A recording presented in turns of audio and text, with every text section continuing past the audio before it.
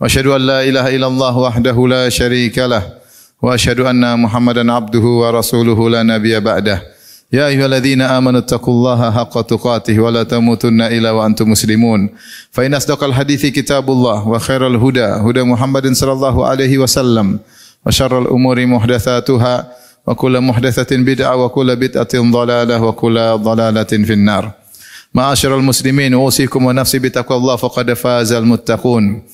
Rasulullah sallallahu alaihi wasallam mengabarkan kepada kita dalam sabdanya, "Innallaha jamilun yuhibbul jamal." Sungguhnya Allah Maha indah dan Dia suka dengan keindahan.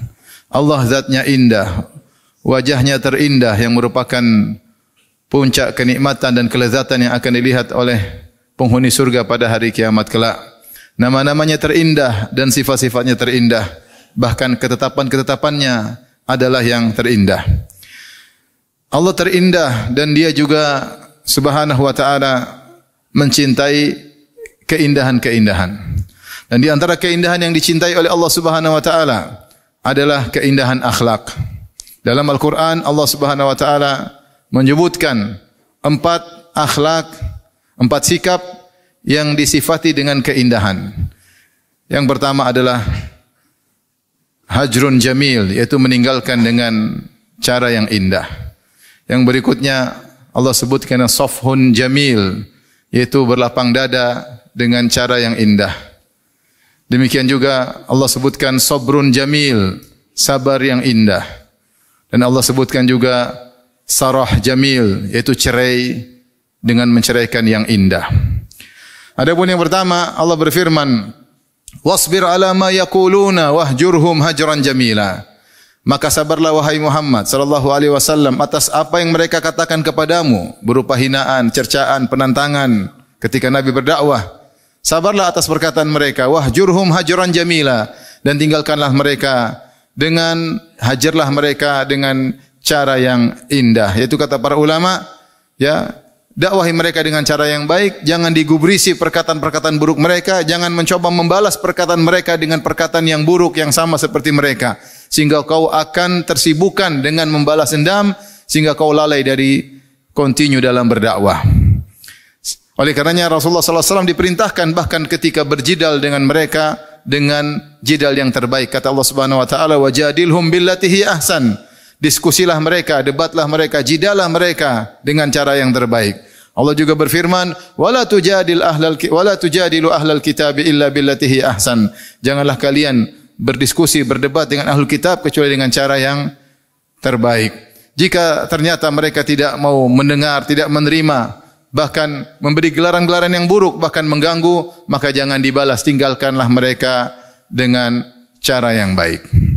Allah juga sebutkan tentang ibadur rahman.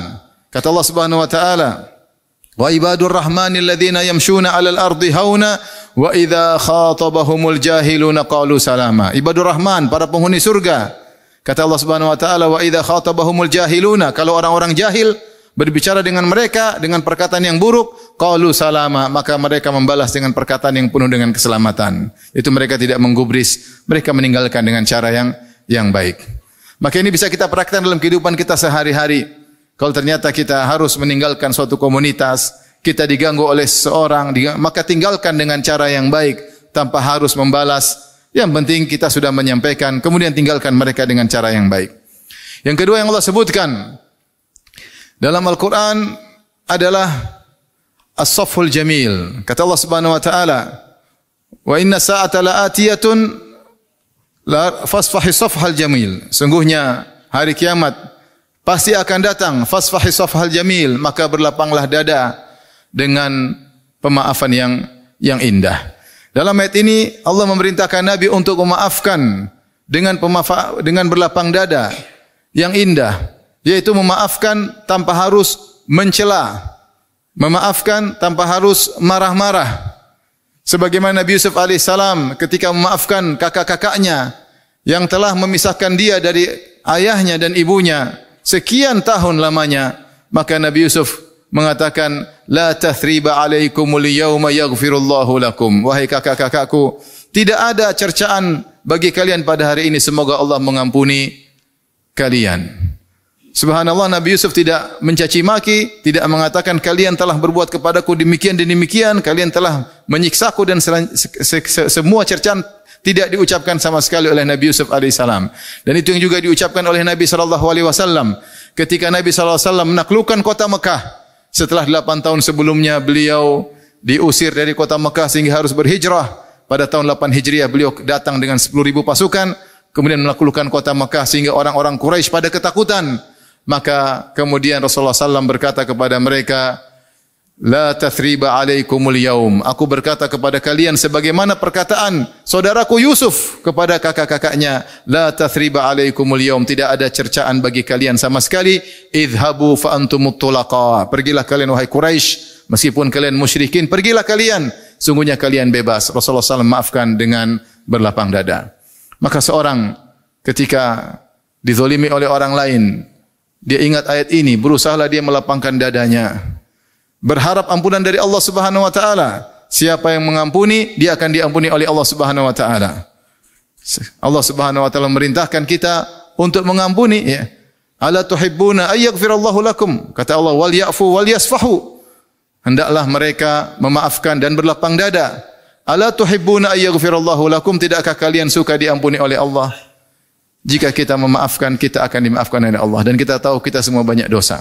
Ketika ada orang menzalimi kita, ini kesempatan bagi kita untuk diampuni oleh Allah Subhanahu wa taala. Bagaimana caranya? Dengan maafkan dia. Kalau dalam hal kita berkata, banyak hak kita yang tidak ditunaikan, ingat, wa inna sa'ata la'atiyatun. Hari kiamat akan datang, fasfahis safhal jamil. Maka lapangkanlah dadamu. Hakmu tidak akan hilang, hakmu akan dikembalikan pada hari kiamat kelak. Lagi pula kita hidup cuma sebentar, maka jangan kita rusak kebahagiaan kita dengan dendam yang membara yang tidak selesai-selesai. Oleh karenanya cara yang terbaik adalah fasfahis safhal jamil. Maafkan saja. Kita akan diberi kebahagiaan di dunia dan di akhirat akan diampuni oleh Allah Subhanahu wa taala. Dan di antara akhlak yang indah yang Allah sebutkan dalam Al-Qur'an yaitu sabrun jamil. Fasbir sabran jamila, kata Allah, bersabarlah dengan kesabaran yang indah. Dan ini yang diucapkan oleh Nabi Yakub alaihissalam ketika dia dipisahkan dari Nabi Yusuf, anaknya yang sangat dia cintai. Kata Nabi Yakub alaihissalam, fasabrun jamil, maka aku akan sabar dengan sabar yang indah. Apa yang dimaksud dengan sabar yang indah? Sabar yang indah memiliki kedudukan yang tinggi, itu sabar yang tidak disertai dengan keluh kesah, tidak disertai dengan tadajjur, ngamuk-ngamuk, dan tidak disertai dengan syakwa, tidak mengeluh kepada orang lain. Bahkan disebutkan Nabi Yakub dipisahkan dari putranya Yusuf alaihissalam sampai ada yang mengatakan 15 tahun, ada yang mengatakan 40 tahun, ada yang mengatakan lebih daripada itu. Dan selama puluhan tahun tersebut dia tidak pernah mengeluh kepada manusia.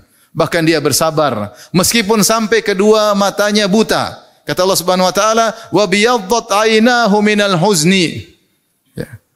Kedua matanya buta karena saking sedihnya. Fahuwa kazim, dan dia meredam amarah. Dia jengkel sama anak-anaknya tapi dia tidak mengungkapkan kejengkelannya. Sampai anak-anaknya bikin masalah berkata, "Tallahi tafta'u tadhkuru Yusuf hatta takuna haradan aw takuna minal halikin." Wahai ayahanda, ngapain ingat-ingat Yusuf terus? Padahal mereka yang bikin masalah. Ngapain ingat-ingat Yusuf terus sampai kau terkena penyakit berat, bahkan kau bisa binasa gara-gara ingat Yusuf. Apa kata Nabi Yakub alaihissalam dengan kesabaran yang indah? Qala innama ashku bathi wa huzni ila Allah. Aku hanya mengadukan kesedihanku dan kesusahanku hanya kepada Allah Subhanahu wa taala. Wa alau minallahi ma la ta'lamun, dan aku tahu apa yang kalian tidak ketahui. Dia tidak marah-marah kepada anak-anaknya, dan anak-anaknya buat dia jengkel, dia tetap menahan amarahnya dan dia tetap bersabar meskipun tidak bisa dipungkiri dia tetap sedih sampai akhirnya kedua matanya tidak bisa melihat kembali, tidak bisa melihat,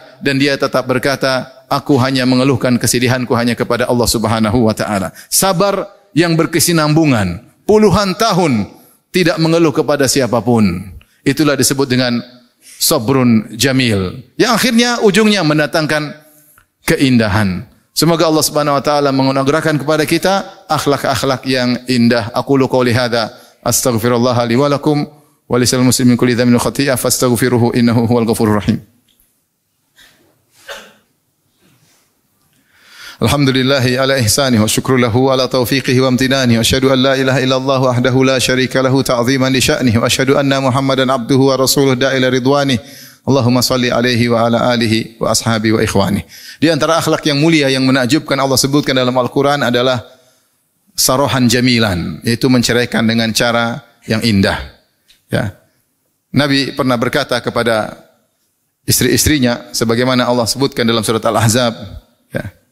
Ya ayuhan nabi, qul li azwajika in kuntunna turidal hayatad dunya wa zinataha fata'alaina umatti'kunna wa usarrihkunna sarahan jamila. Katakanlah wahai Rasulullah kepada istri-istrimu, wahai istri-istriku, kalau kalian ingin kehidupan dunia, harta dunia dan keindahannya, fata'alain maka kemarilah, umatti'kunna aku akan berikan pemberian kepada kalian, wa usarrihkunna sarahan jamila, dan aku akan menceraikan kalian dengan cerai yang indah. Apa ini maksud dengan cerai yang indah?